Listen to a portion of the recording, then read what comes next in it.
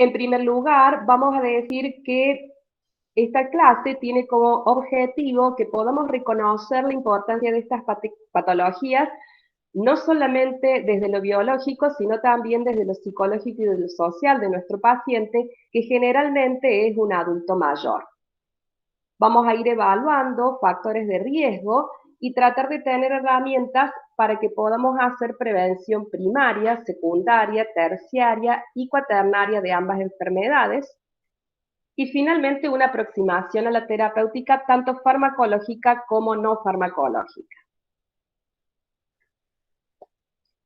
Cuando nosotros hablamos de artrosis, vamos a englobar dentro de este concepto un grupo heterogéneo de patologías que tienen síntomas y signos articulares y que se asocian con una alteración en el cartílago articular, que es el que va a generar los síntomas posteriormente, y cómo después esa erosión o esa alteración en el cartílago se traslada al hueso. Ese es un concepto bastante clásico. Nosotros también podemos incorporar o podemos decir actualmente que la artrosis va más allá de lo netamente cartilaginoso, como una enfermedad de desgaste, que es un concepto que teníamos anterior, sino que también va a ir comprometiendo otras estructuras, ¿sí? Que incluyen a la sinovial, que incluyen a los ligamentos, a los músculos que rodean la articulación y a lo que corresponde a la sensibilidad propioceptiva de la misma. Es decir, tomar a la articulación como un órgano y no solamente trabajar o pensar en el cartílago.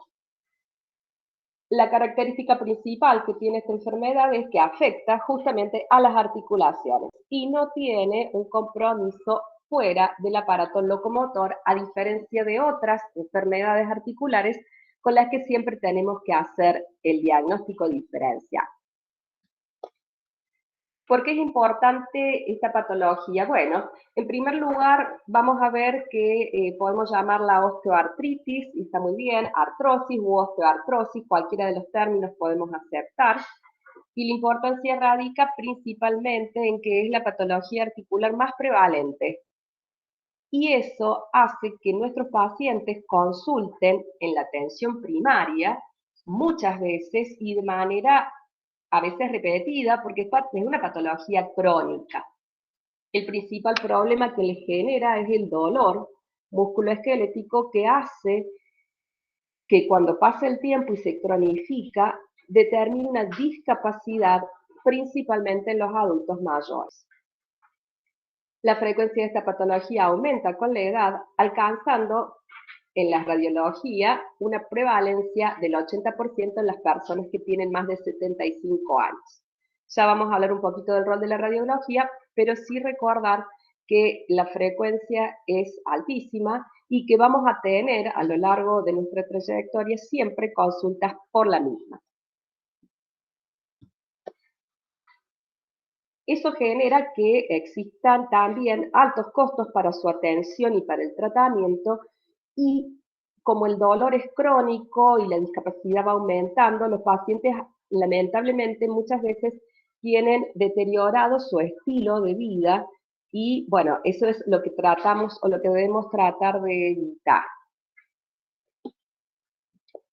En relación a su etiología, vamos a decir que es multifactorial. Hay muchas causas que influyen en que un individuo tenga esta patología en mayor o menor medida y en una u otra articulación.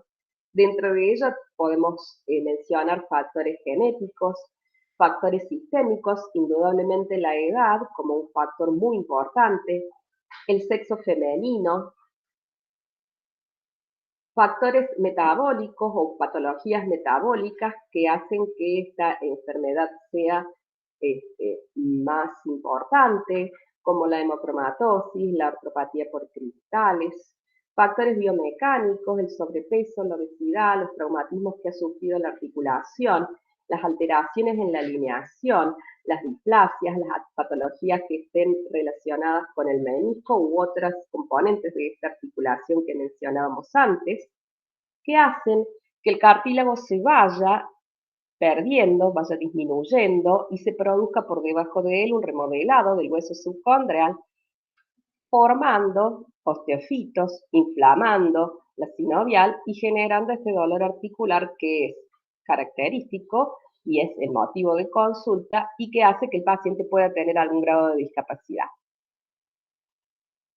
Cuando existe un desequilibrio, sí, entre la formación y la descomposición de estas estructuras, fundamentalmente el cartílago, como decíamos, va a generar la enfermedad y eso es lo que nos va a llevar posteriormente a la discapacidad. Ahora bien, ¿es una enfermedad de desgaste o de desuso solamente? ¿Es porque el cartílago articular desaparece?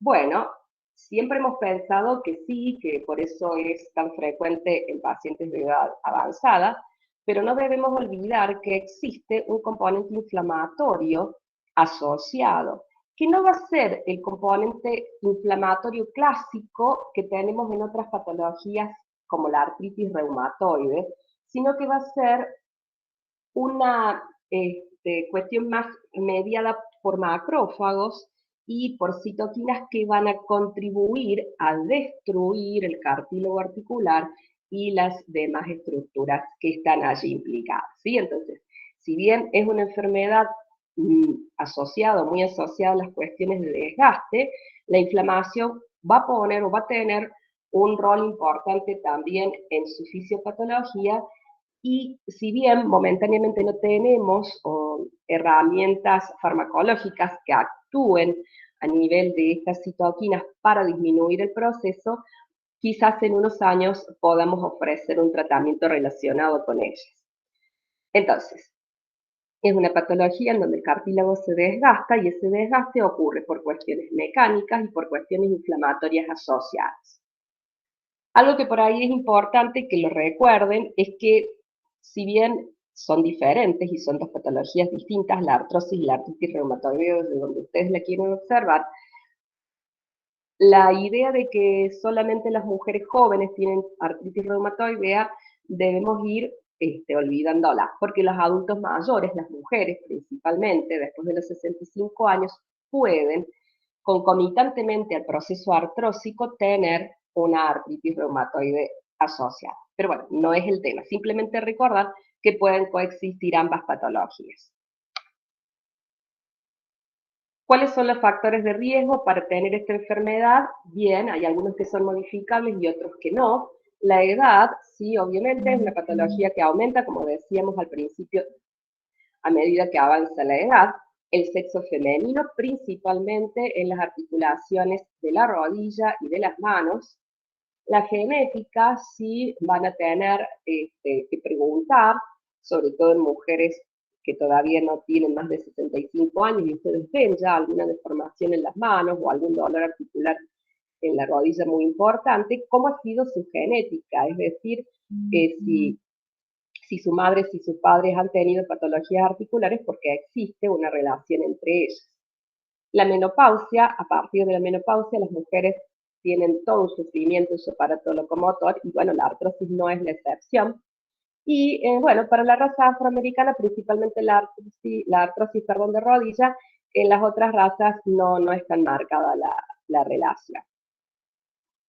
¿Qué es modificable? Bueno, obviamente el sobrepeso o la obesidad, eso está dentro de los tratamientos farmacológicos, reducir el peso, tratar de buscar un peso más apropiado para ese individuo.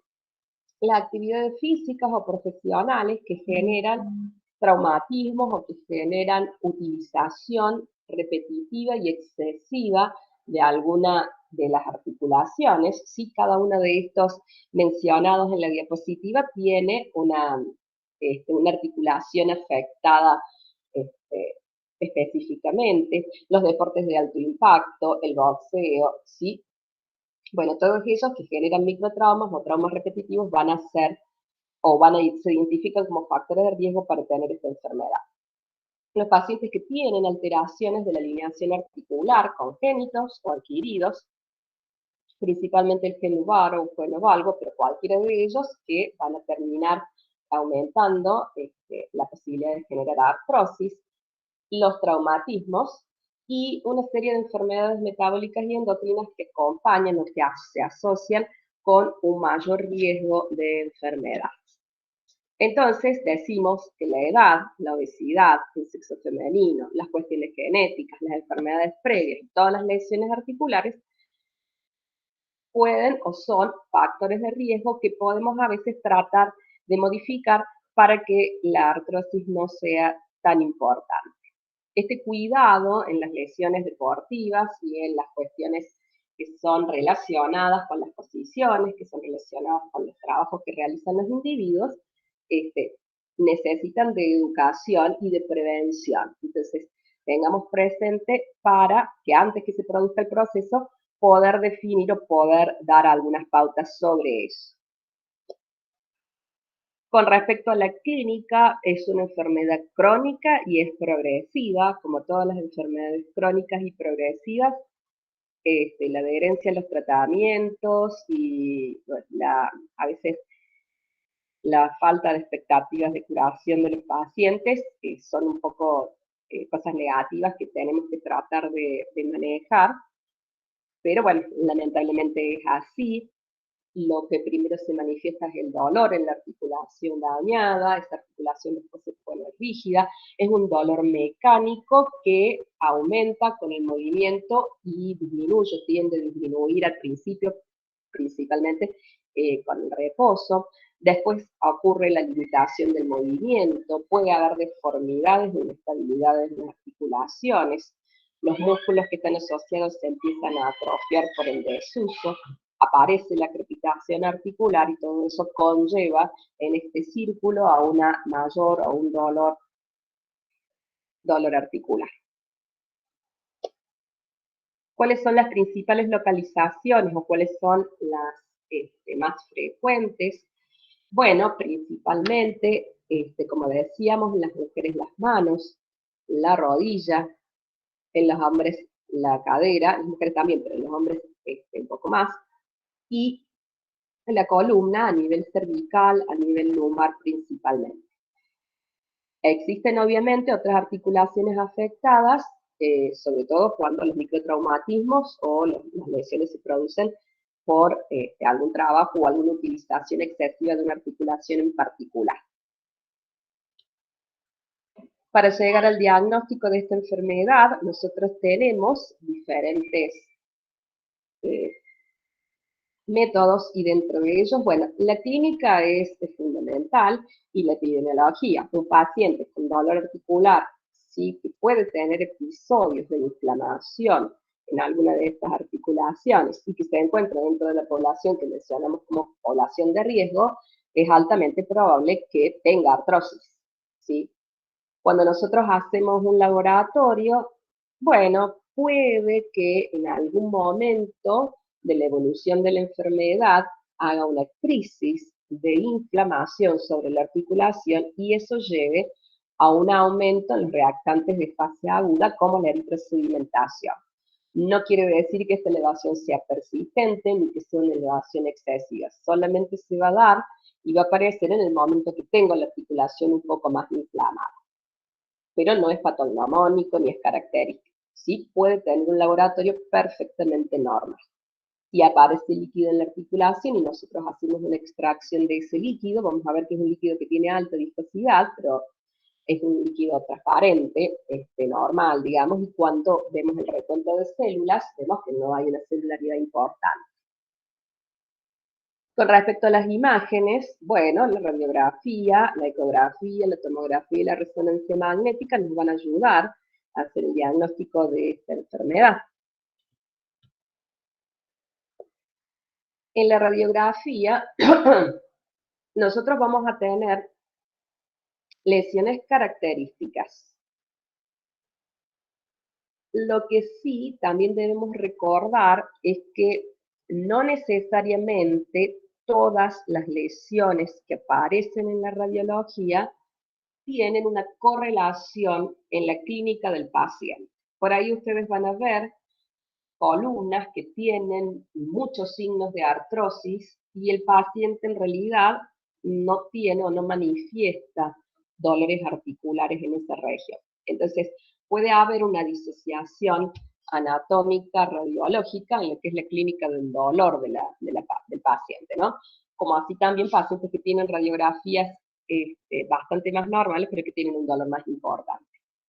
Sí es cierto que vamos a ir viendo distintas alteraciones radiológicas, y lo primero que ocurre es el pinzamiento de la línea articular. Obviamente, para poder valorar esto, tenemos que tener la articulación simétrica para ver si este pinzamiento se da igual o no en cada una de ellas. No es un signo muy específico, pero sí es muy precoz. Entonces, cuando tenemos un paciente con una patología articular, como tiene una artrosis en la rodilla, una radiografía, lo primero que nos va a mostrar es esta diferencia, ¿sí?, de los espacios o este pinzamiento de la línea articular. Luego viene la formación de osteofitos marginales, que son pequeñas articulaciones óseas que nacen en los márgenes del hueso y que son signos muy específicos de artrosis. Posteriormente, la esclerosis del hueso subcondral, que como dice ahí es un signo tardío, los quistes óseos o las geodas subcondrales, que también aparecen ya en artrosis muy evolucionadas, principalmente en la cadera y en la rodilla. Y finalmente, bueno, las deformaciones, las luxaciones, la presencia de cuerpos libres interarticulares que se ven mejor con ecografía, pero que también pueden aparecer aquí, y que son como el resultado final de la enfermedad y que predominan estos signos en la rodilla, ¿sí? Entonces, la radiografía, como les decía, bueno, ahí van viendo diferentes cosas, los pinzamientos, van viendo la esclerosis subcondral, las geodas o quistes, los osteofitos, ahí se ve chiquitito, y cómo va desapareciendo ese espacio que tiene que estar en la articulación. Insisto, es muy importante cuando tenemos estos signos y tenemos clínica característica, bueno, es artrosis, no tenemos mucho más vuelta que eso, pero no quiere decir que un paciente que tenga una placa en donde haya muchos signos tenga esa clínica tan importante. Otras imágenes que podemos realizar son la ecografía, la tomografía y la resonancia magnética nuclear. La ecografía, bueno, es más que todo para ver complicaciones, si existe derrame articular, si hay quistes de líquido sinovial, si esos líquidos se han roto, ¿sí?, si existen otro tipo de cuerpos libres intraarticulares. La tomografía, bueno, indudablemente va a confirmar las lesiones óseas relacionadas con la artrosis y si hay alguna otra lesión importante que pueda aparecer. En el caso de la espondiloartrosis o artrosis de la columna, es también importante para valorar el tamaño del canal medular, y siempre que uno va a hacer una cirugía o una artroplastia de alguna articulación en particular, debería tener esta imagen previamente.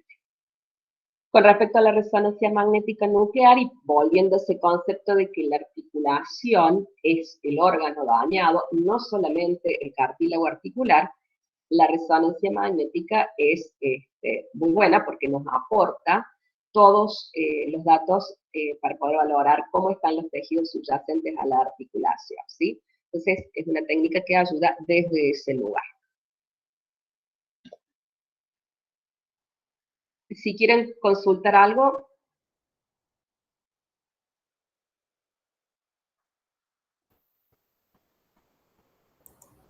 Doctora, hasta el momento me pareció muy clara tu exposición, sobre todo las imágenes fueron bastante contundentes en cuanto a lo que acababas de decir, en cuanto a la fisiopatogenia, así que creo que es bastante, no sé si el resto del auditorio quiere preguntar algo hasta el momento para que la doctora Vesco le responda. Pero me pareció muy clara tu exposición hasta el momento, doctora. Bueno, como no, entonces seguimos. Muy bien. Con respecto a los diagnósticos diferenciales, bueno, hablamos de las articulaciones más afectadas, ¿no es cierto? La mano, la rodilla y la cadera. En la mano, la artritis reumatoide es digamos, la más común, o el diagnóstico diferencial que tenemos que hacer más común. Sí, recuerden la erosión, la ruptura articular en la artritis reumatoide y todo lo relacionado también con el laboratorio. En la gota, bueno, principalmente los tofos, en la articulación, recuerden que es con la que tendríamos que hacer diferencias con la risartrosis en la gota, y la artritis psoriásica, bueno, en el contexto de esta patología. Con respecto a la rodilla, bueno, a los traumatismos, a la necrosis avascular, la nefrocalcinosis. En la cadera, la bursitis, la necrosis avascular y la sacroileitis, que son de patologías que, como les decía, no necesariamente no se van a acompañar de artrosis, ¿sí? Pueden estar y ser concomitantes.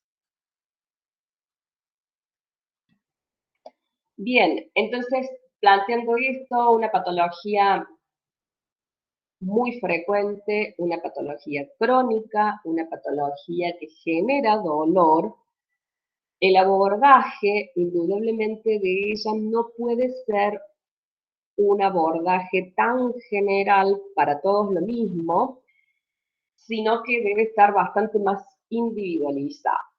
Ustedes recuerden que la población afectada por esta patología es la población de adultos mayores.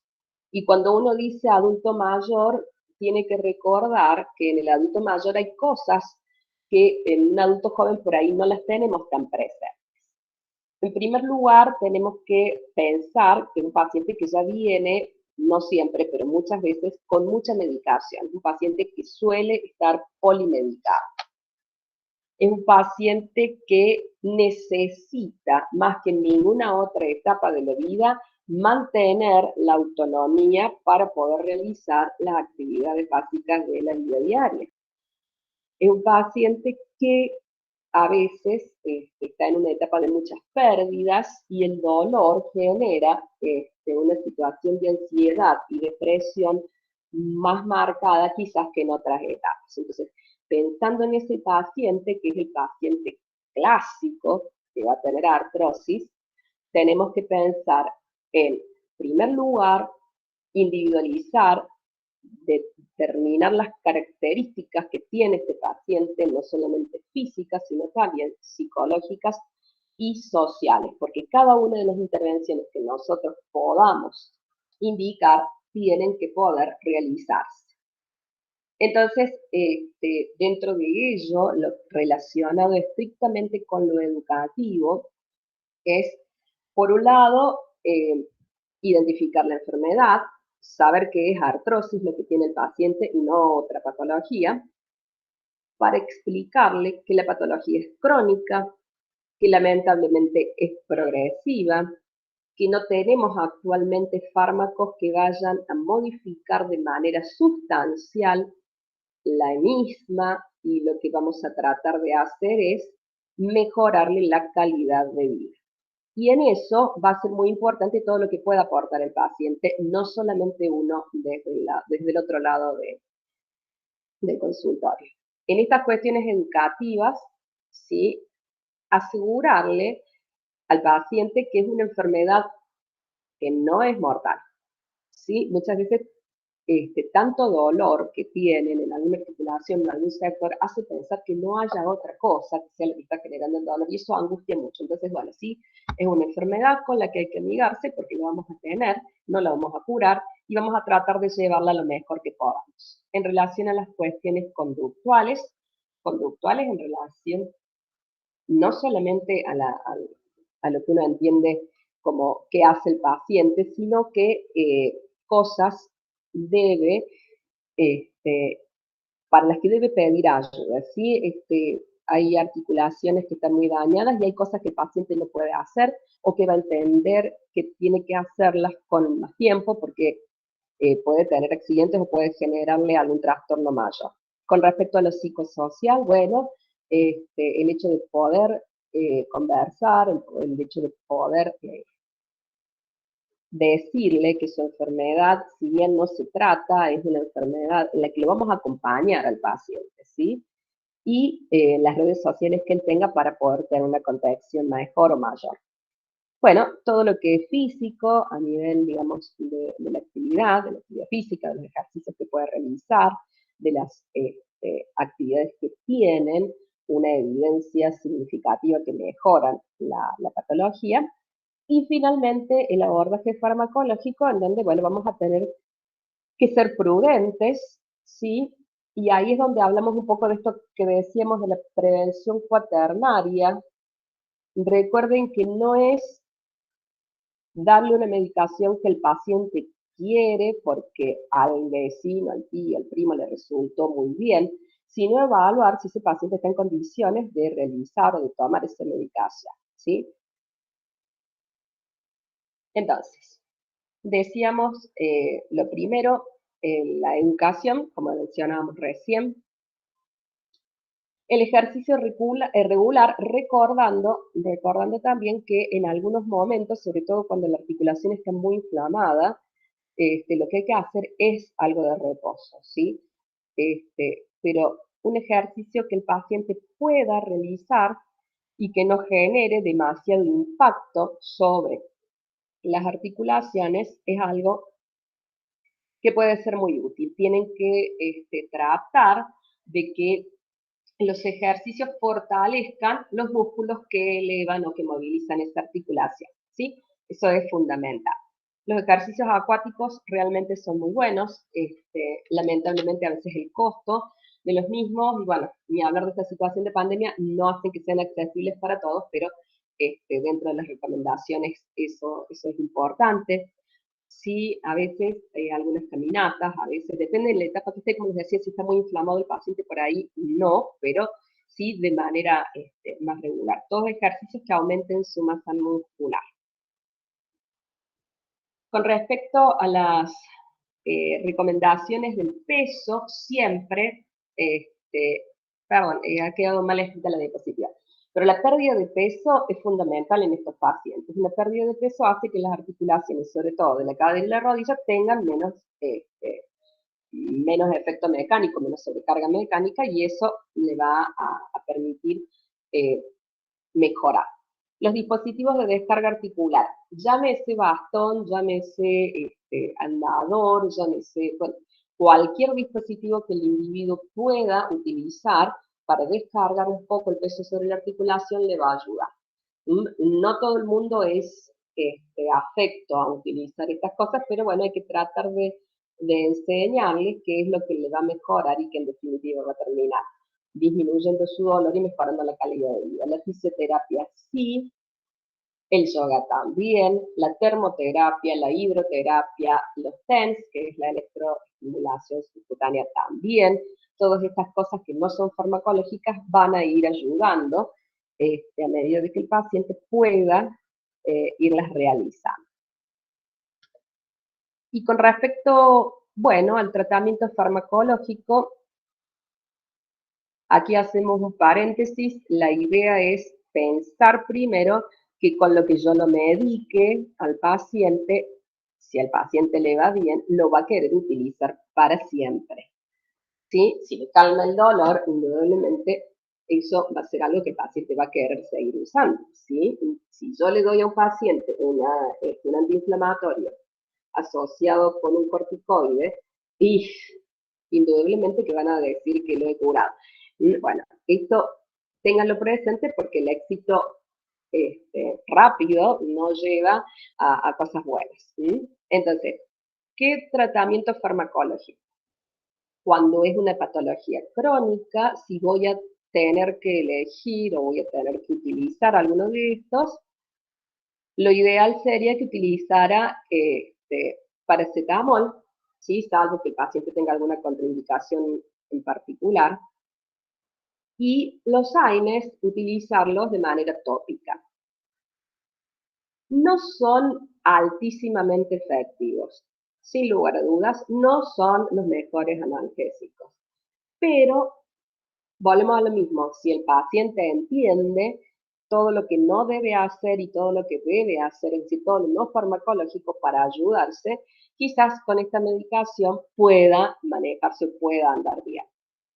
Eventualmente, cuando aparece alguna situación diferente, a veces una caída, a veces alguna lesión ligamentaria, a veces el paciente tiene que hacer una actividad diferente a la actividad habitual que necesita tener un poco más de respuesta en sus articulaciones y menos dolor, uno podría indicar algún antiinflamatorio no esteroideo, recordando siempre que los tiempos en los que indica esta medicación tienen que ser cortos.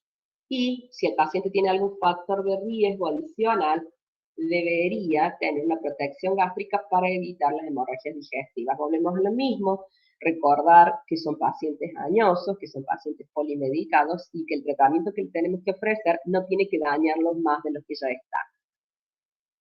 Hay pacientes que realmente tienen artrosis muy severas y el dolor le genera tanta discapacidad que necesitan utilizar tratamientos más crónicos, y es ahí cuando empiezan a entrar otros fármacos, y dentro de ellos los opioides suaves, ¿no? El tramadol, la codeína, muchas veces asociados a paracetamol para reducir un poco la dosis del opioide. Y si bien muchos pacientes tienen una buena aceptación y andan bien, hay que recordar que los efectos adversos en el paciente geronte de estos dos fármacos, por un lado los gastrointestinales, principalmente la constipación, le vamos a tener que estar siguiendo, ¿sí? Porque sobre que suelen ser ya constipados previamente, si nosotros le agregamos nuestros fármacos le vamos a generar más inconvenientes.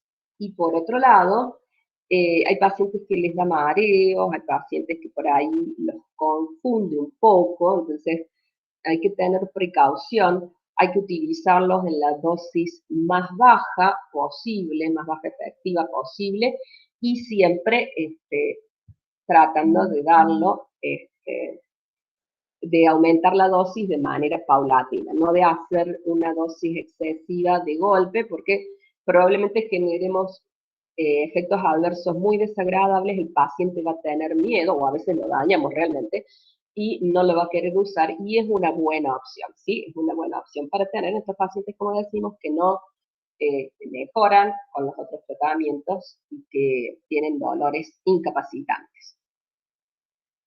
La duloxetina también, bueno, ustedes saben, es un fármaco que se está utilizando en los dolores crónicos, y sí tendría algún rol, sí, recuerden que tiene un efecto antidepresivo, ansiolítico además, que, bueno, también ayuda un poco en esta patología, ¿sí? Así que puede darse, hay que empezar obviamente con 30 miligramos, que es una dosis pequeña, y después ver si subimos o no la dosis, y siempre asociada con alguna de las cosas que dijimos anteriormente, nunca directamente, o sea, nunca sola. Y por otro lado, existen los fármacos que no están recomendados. Ustedes saben que en la patología articular, lupus, la hidroxicloroquina es un muy buen fármaco, se utiliza, pero en la artrosis se empezó a utilizar y realmente no hay estudios que digan o que avalen que sí, así, entonces no están recomendados. La actualización que hace la Sociedad Americana de Osteoartritis en sus recomendaciones del año 2019, coloca este listado de fármacos y nos va diciendo que no. Metotrexato para la artritis reumatoide, fantástico, es uno de los medicamentos de elección, pero no para la artrosis.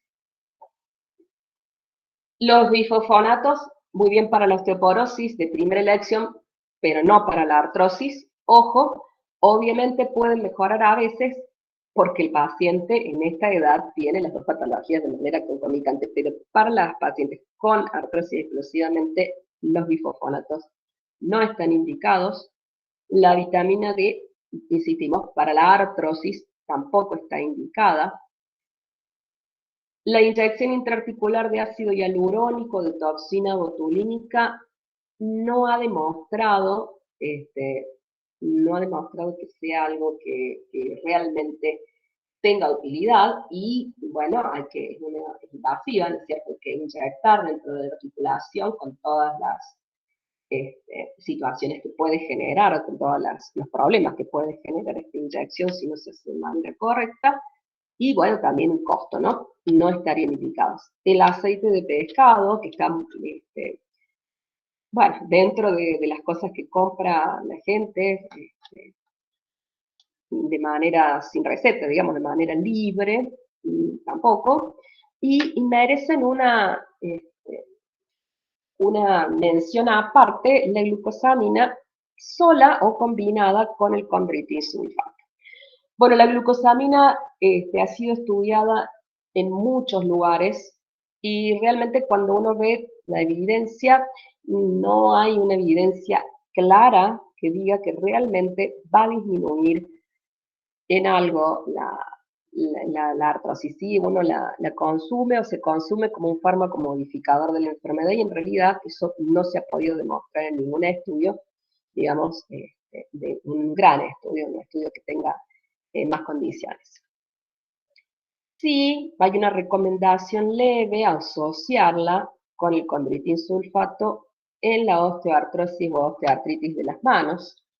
Eso podría ser, pero bueno, ¿qué tiene a favor la glucosamina? Que en general es bastante bien tolerada, que no tiene mayores efectos adversos y a veces se utiliza como una especie de, no sé decir si placebo o si es el término exacto, para que el paciente, bueno, sienta que estamos haciendo algo por sus articulaciones y que esto puede llegar a mejorar. En algún momento se decía que sí, que tenía un efecto, si bien no es que regeneraba el cartílago, pero sí que tenía un efecto antiinflamatorio a nivel articular y en algunos estudios parece como que sí. Esta última actualización de la guía americana no la estaría recomendando. De todas maneras, como les digo, es un medicamento relativamente bueno, sí, que no genera mayores inconvenientes, sí, no es económico. La principal obra social de los pacientes con artrosis, que FAMI no lo reconoce al 100%, y bueno, sí sabemos que no están recomendados, y de hecho no están en el mercado las asociaciones de esta glucosamina con meloxicam en dosis fijas como venían unos años atrás. ¿Sí? Entonces, eso no. En síntesis, de todo esto lo que mencionamos son fármacos muy buenos para otras enfermedades. Entonces los tratamos cuando son concomitantes esas enfermedades. Si no, para la artrosis sola no nos sirve. Y la glucosamina, bueno, en un lugar similar está la diacereína y los isaponificables de palta y soja, que también a veces se pueden dar, pueden ayudar. No son tampoco tan económicos y bueno, habrá que ver si el paciente está polimedicado, directamente no ofrecerlos. Y bueno, y ver, en algunos casos, como les decía, a veces el paciente necesita algo que le dé la esperanza o que lo ayude a pensar que va a mejorar su patología, entonces por ahí los podemos dar, pero no estarían recomendados, ¿sí? Que tenemos que tener presente lo que venimos diciendo. Es una patología crónica, altera la calidad de vida del paciente. Muchos profesionales y los mismos pacientes y sus vecinos y demás tienden a realizar indicaciones exclusivamente con fármacos por tiempos y dosis que no son seguros para el paciente y se olvidan de realizar este abordaje holístico que decíamos, en donde el tratamiento no farmacológico y la contención emocional son fundamentales.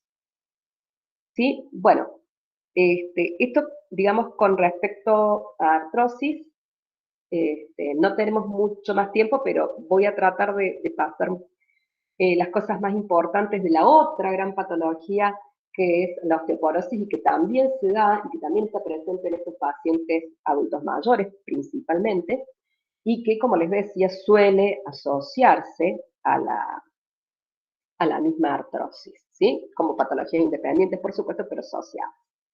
Entonces, ¿qué decimos de la osteoporosis? Bueno, también con la osteoporosis hay un montón de definiciones, cada uno buscará la definición que más le acomode, pero me pareció que reconocer, primero que es una enfermedad del hueso, en donde el hueso tiene una baja masa ósea, y no solamente que tiene poco hueso, digamos, sino que el hueso que tiene también es malo, es decir, hay un deterioro en esta microarquitectura, y el resultado final de esta combinación es tener una mayor fragilidad ósea que hace que los pacientes tengan un riesgo muy aumentado de fracturas. Indudablemente, con el aumento en la expectativa de vida de la población, esta patología es una patología que cada vez es más frecuente.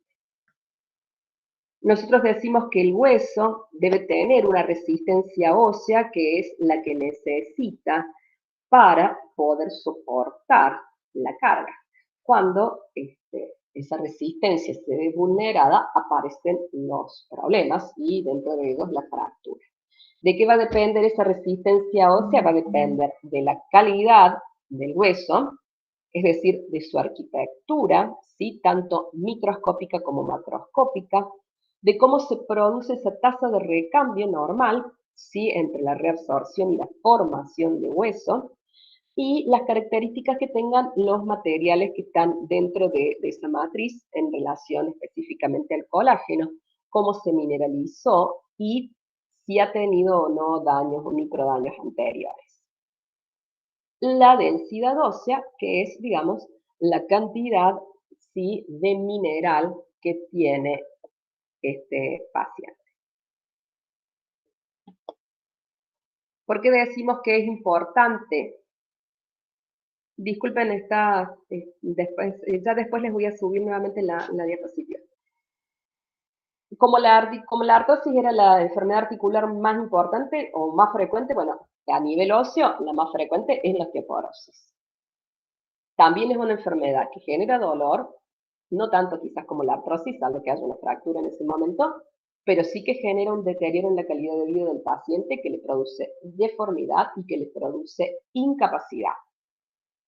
Esta patología en sí misma, cuando se produce la fractura ósea, va a aumentar la mortalidad de los pacientes. ¿Sí? Piensen en un paciente de 80 años que vivía solo, que caminaba, que iba, que venía, se cae, se fractura la cadera porque tiene problemas de corazón, porque por un montón de circunstancias la cirugía no se realiza y condenamos a ese individuo a permanecer postrado, ¿sí? De por vida y lo que conlleva obviamente esa postración. Por ende, es un factor predictor de mortalidad muy importante, sobre todo en pacientes longevos.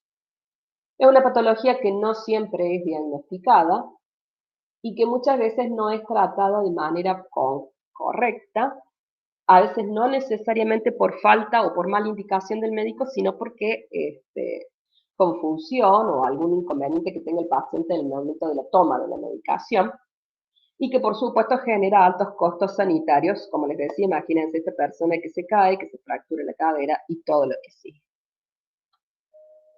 A nivel epidemiológico, nosotros decimos que aproximadamente entre 260 y 330 fracturas de cadera se producen cada 100.000 habitantes por año en la Argentina. Cuando uno ve las densitometrías óseas, se da cuenta de que una de cada 4 mujeres de más de 50 años de edad es normal.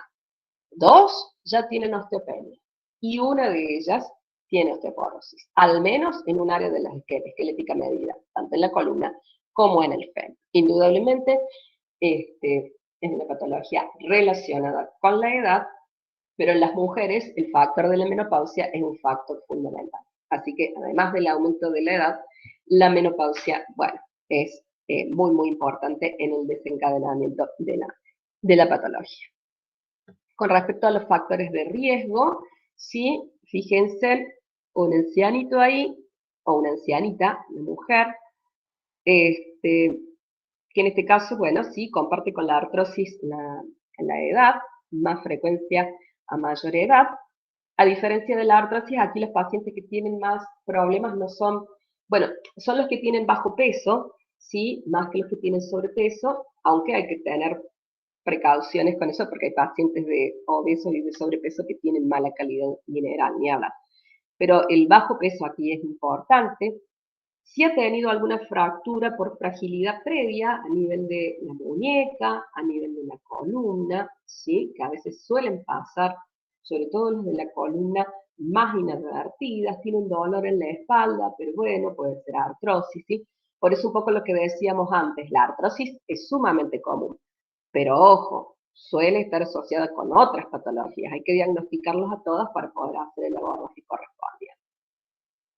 Si tiene antecedentes familiares, principalmente maternos, de fractura femoral, si ha consumido glucocorticoides, bueno, que digamos se llevan un gran porcentaje de las osteoporosis en pacientes que no son tan grandes, y si este paciente ha tenido más de 2 caídas en el último año.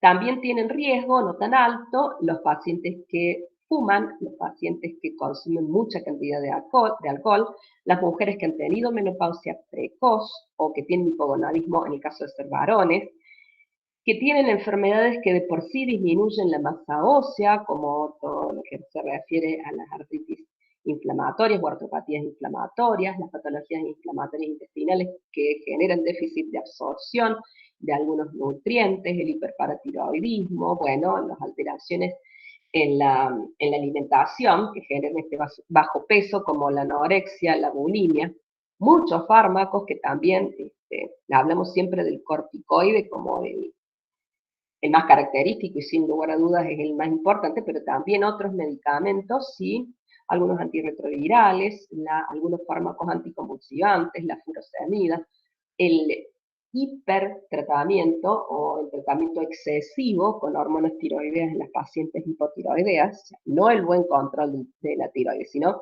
el excesivo uso de hormona tiroidea también, y todas aquellas cosas que le hacen que el paciente tenga mayor riesgo de caerse, ¿sí?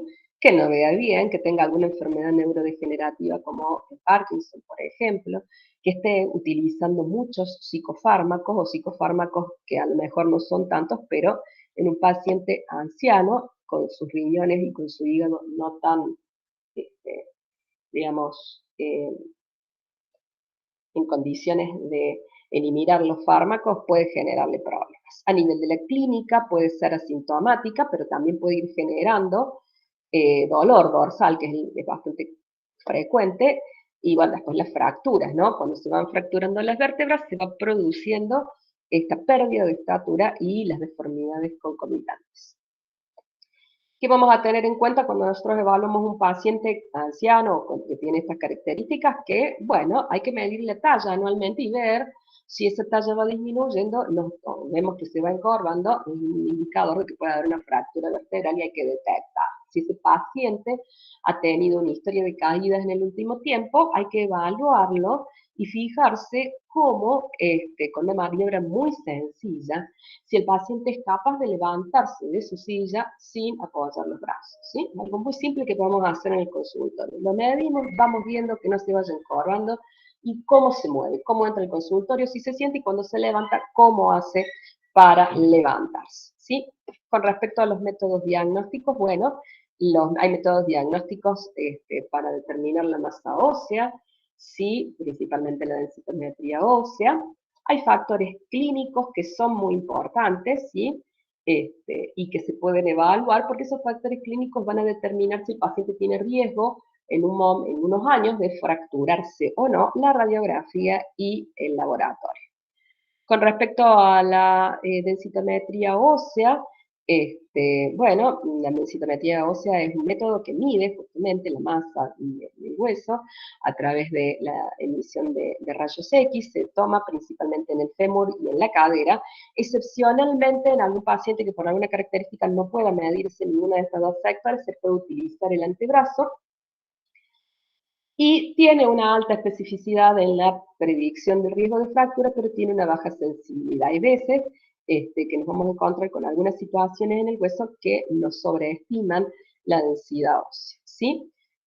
¿A quién vamos a...? Bueno, las indicaciones principalmente, no vamos a leerla toda, tenemos poquito tiempo, pero principalmente a las mujeres mayores de 65 años o aquellas que han tenido una menopausia y tienen menos de 65 años, pero tienen factores de riesgo para fracturarse.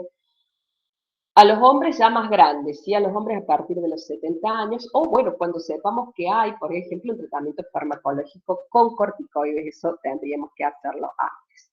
Hay dos valores en la densitometría ósea que nosotros vamos a tener en cuenta. Uno de ellos es el Z-score, que se utiliza comparando pacientes de la misma edad con la misma masa ósea que deberían tener, por eso se utiliza principalmente en los niños, en las mujeres premenopáusicas, y el T-score, que es a partir del cual la OMS da los valores y identifica si el paciente tiene, si es normal osteoporosis o osteopenia, que es una relación o una comparación con la masa ósea que tiene un individuo joven. Entonces, la clasificación, de la OMS en relación a los valores de la densitometría ósea me dice que es normal hasta -1. Esto, para que ustedes lo vayan pensando así, simplemente porque por ahí uno no sabe por qué es este -1, se refiere a los desvíos estándar, ¿sí? Recuerden esa curva de Gauss en donde nosotros ponemos al medio la media poblacional y hacia los costados vamos diciendo un desvío estándar, que es ese -1, hasta 2 desvíos estándar, hasta 3 desvíos estándar. Bueno, eso es lo que va midiendo. Entonces, cuando un individuo está por fuera de los menos 2,5 desvíos estándares, quiere decir que tiene una osteoporosis, ¿sí? Y si es menos o más negativo aún, es una osteoporosis severa. Si tiene entre -1 y hasta 2,5 es una osteopenia, hay que mirar, hay que prevenir, hay que tratar de hacer prevención primaria, pero nada más. Y bueno, si es normal, que siga haciendo lo que venía haciendo porque está bien. Con respecto a esto, decimos que hay que tener en cuenta que no solamente esta medición de la densitometría ósea nos va a orientar, también tenemos los marcadores o los factores de riesgo clínicos que me van a proporcionar una idea de si este paciente en los próximos años va a tener un riesgo de fracturas. Hay muchos, pero la más popular y la que deben haber escuchado es el FRAX. Sí, de hecho se puede bajar la aplicación, es una herramienta de cálculo, ustedes van poniendo cada una de las cosas que le va diciendo si sí o si no, y les da un porcentaje en el cual el paciente puede tener dentro de 10 años una fractura osteoporótica, y si está con un riesgo muy alto por el FRAX, aun cuando la densitometría no esté en valor de osteoporosis, por ahí podemos pensar en que hay que hacer un tratamiento para ello. La radiología convencional, bueno, si yo hago una radiografía, ¿qué voy a ver? Y voy a ver de manera cualitativa, y si se quiere, semi-cuantitativa, pero en realidad no estoy midiendo masa ósea, pero puedo ver, puedo pensar que este paciente tiene una masa ósea disminuida, pero ojo, por ahí nos sirve porque nos permite ver fracturas, porque permite ver si hay, además de osteoporosis, hay artrosis, y si esa artrosis por ahí es muy importante, cuando yo le hago la densitometría, me genera un error en ese método. Entonces es como complementario. Cuando se notan las cosas en la radiografía, el hueso ya se perdió en un 30 o un 50%, entonces, si bien nos sirve, no nos serviría tanto para el principio, para decir, bueno, mira, tiene esta cosita o va a tener una osteoporosis, ¿sí? Para el diagnóstico precoz no sería útil. Con respecto a la analítica sanguínea, bueno, en general, ver cómo está el metabolismo calcio-fósforo, ver cómo está el riñón, ¿sí? Ver cómo está su vitamina D, cómo está el calcio, si tiene la fosfatasa, el fósforo, el calcio en la orina. Bueno, es un análisis general, está muy bien realizarlo a los pacientes en donde estamos sospechando que tiene osteoporosis, pero si además el paciente tiene alguna otra patología, bueno, también ver esto de las comorbilidades, ¿sí? Paratormona, si tiene un hiperparatiroidismo, tanto primario como secundario, TSH, si pensamos que hay hipertiroidismo, si hay un mieloma múltiple, bueno, una inmunoelectroforesis, si pensamos en un síndrome de mala absorción, los anticuerpos anticeliaquía tenemos que pedirlo para el Cushing, el cortisol urinario, para la mastocitos y la tripasa sérica. Si las personas son jóvenes, y yo veo que hay mucha osteoporosis, pensar que tengan una menopausia precoz, que tengan un hipogonadismo o algo de eso, vamos a pedir las hormonas sexuales, y cuando hay osteogénesis imperfecta o algún otro tipo de patología genética, ver cómo es o qué es lo que vamos a pedir. En la prevención, tratar de que el paciente tenga una vida saludable, y eso incluye una dieta que tenga un contenido apropiado de calcio y vitamina D, si es necesario, podemos llegar a suplementarlas, lo vamos a ver después. Ejercicio regular, que no fume, que no consuma alcohol excesivo y sobre todo si son adultos mayores, que eviten las caídas. Ahora, ¿a quién voy a tratar? Y voy a tratar a todas las personas que tengan osteoporosis por densitometría, sí. Y algunas mujeres, por ejemplo, que tengan menopausia y que hayan tenido una fractura osteoporótica, aun cuando no la vean la densitometría a ese valor de menos 2,5. Pacientes que tienen una osteopenia, pero que tienen además algún factor de riesgo, ¿sí? A las mujeres y a los varones, las mujeres premenopáusicas y los varones que sí tengan osteoporosis, eso tienen que tener osteoporosis para tratarlo, y se recomienda tratar o vigilar por lo menos a los pacientes que estén utilizando corticoides en dosis muy altas. Los pilares del tratamiento para un clínico, digamos, con lo que vamos a empezar y con lo que vamos a ver si el paciente mejora. Son 3, el calcio, la vitamina D y los bifosfonatos. Si nuestro paciente por alguna circunstancia entra dentro del grupo de otras patologías o no está funcionando con esto, lo que correspondería sería una derivación al reumatólogo para que pueda evaluar específicamente por qué es el fracaso terapéutico. Entonces, pensemos en estos 3 fármacos, conozcámoslos, sepamos que hay otras cosas, pero fundamentalmente ellos. ¿Qué tenemos en cuenta o qué deberíamos tener en cuenta? Que el paciente, antes de empezar el tratamiento, lo ideal, si se puede, sería medirle la vitamina D y ver que tenga una buena dosis de vitamina D. Que consuma calcio, al menos 1 gramo día o 1200 miligramos día, dicen algunos también, y si no alcanza, y bueno, probablemente tengamos que suplementar, ¿sí? ¿Con qué iniciamos el tratamiento? Siempre con una sola droga, que son los bifosfonatos, que tienen sus contraindicaciones, por supuesto, pero en general son las drogas más utilizadas. Estos bifosfonatos se dan por vía oral, salvo situaciones excepcionales de intolerancia, que quizás también ya las tenga que empezar a ver el reumatólogo, donde esos bifosfonatos, que son de primera línea, se van a dar de manera endovenosa. El bifosfonato se toma lejos de todas las comidas, es una vez a la semana si es el alendronato, una vez al mes si es el bisendronato y el levandronato, con la precaución de que el paciente tiene que ingerir la medicación en ayunas y con mucha cantidad de agua para que la pastilla pueda atravesar perfectamente bien el esófago y no tengamos ningún inconveniente, y esperar. Y después de un tiempo, 1 hora, sí, al menos, desayunar y tomar el resto de los medicamentos que está utilizando, ¿sí? Hay algunas situaciones en donde los bifosfonatos no se pueden dar, cuando tienen menos de 30, cuando tienen alguna intolerancia, cuando no pueden hacer esta mecánica porque están discapacitados o porque tienen alguna patología esofágica muy importante. Bueno, entonces ahí hay que pensar en otras opciones terapéuticas, pero como les decía, con que recordemos y podamos utilizar estos medicamentos desde nuestra expectativa como médicos clínicos es correcto.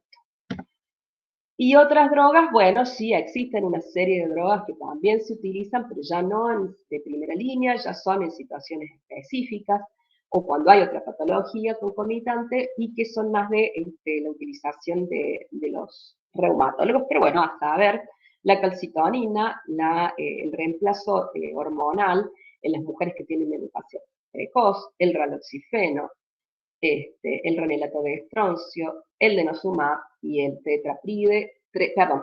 tetraparatide o paratormona, pero bueno, como les decía, estas drogas en situaciones muy excepcionales y que probablemente no sean ya de un manejo exclusivo de la atención primaria, sino ya del especialista en el área, ¿sí? Bueno, muchas gracias por su atención.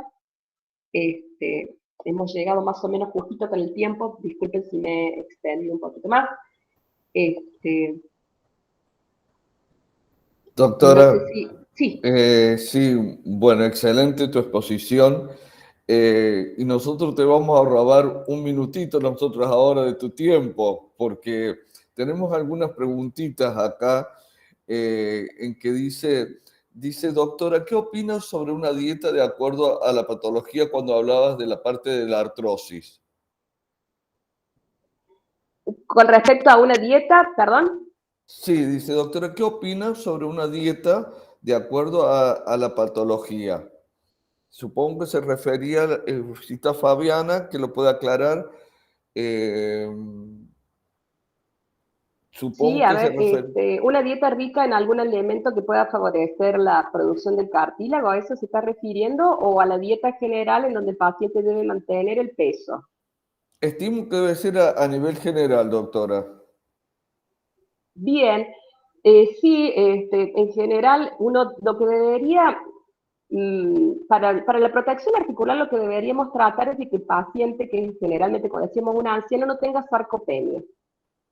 ¿Sí? Y la sarcopenia, además del desuso que pueden tener los músculos, se produce también por la falta de ingesta proteica.